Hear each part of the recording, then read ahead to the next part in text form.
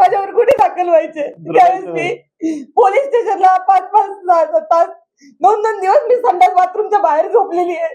आजचा दिवस माझ्यासाठी खूप अवघड दिवस आहे. मला हे सगळं बोलत असताना माझा मागच्या 10-12 वर्षाचा संघर्ष आठवतोय. मी बीड जिल्ह्यातल्या गेवराई तालुक्यातल्या गोदाकाठच्या निरगाव या अत्यंत छोट्या गावामध्ये जन्मलेली मुलगी होते. माझ्या कुटुंबाला कुठलीही राजकीय पार्श्वभूमी नाही. माझे वडील साधे ग्रामपंचायतचे सदस्य सुद्धा नाही. पण मी जे शेतकऱ्यांसाठी काम करत होते त्याच्यामुळे मला वयाच्या 21व्या वर्षी पंचायत समिती सदस्य म्हणून त्या ठिकाणी निवडून दिलं गेलं.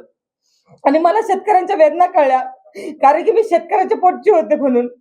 त्यानंतर मी शेतकऱ्यांसाठी अनेक आंदोलने केले. माझ्या वयामधल्या सगळ्याच मुली असतील ज्या वयामध्ये नटत फुटत असतात, त्या वयामध्ये मी सगळं बाजूला ठेवलं. सकाळी एकदा आयुष्यामध्ये आरशात पाहिलं की दुसऱ्या दिवशीपर्यंत मी आरशात सुद्धा पाहायचे नाही. पण शेतकऱ्यांसाठी मी माझं आयुष्य झोकून दिलं. आणि ऐन तारुण्यामध्ये 5 गुन्हे माझ्यावर अंगावर दाखल झाले. आणि खूप कमी वयामध्ये मला न्यायालयाची पायरी चढावं लागली. हे प्रत्येक कार्यकर्त्यांच्या आयुष्यात होत नाही.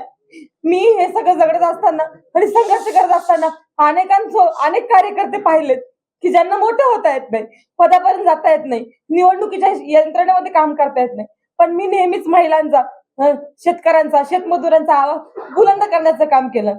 माझ्या खूप कमी वयामध्ये मी पोलिसांच्या लाटाकाटा खाल्ल्या. अक्षरशः मी ज्यावेळेस माझ्यावर गुन्हे दाखल व्हायचे त्यावेळेस मी पोलीस स्टेशनला 5-5 तास 2-2 दिवस मी संडास बाथरूमच्या बाहेर झोपलेली आहे.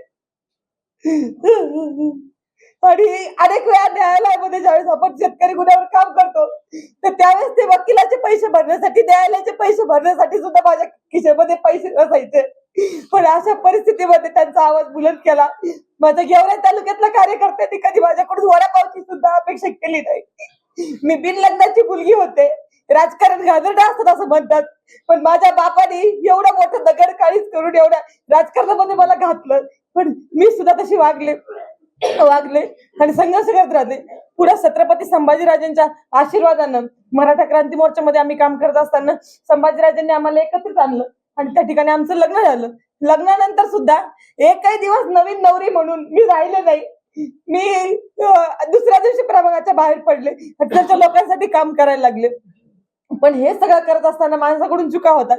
माझ्या आयुष्यामध्ये माझं पूर्ण आयुष्य शेतकरी विरुद्ध कारखानदार यांच्या संघर्षामध्ये गेलेलं आहे.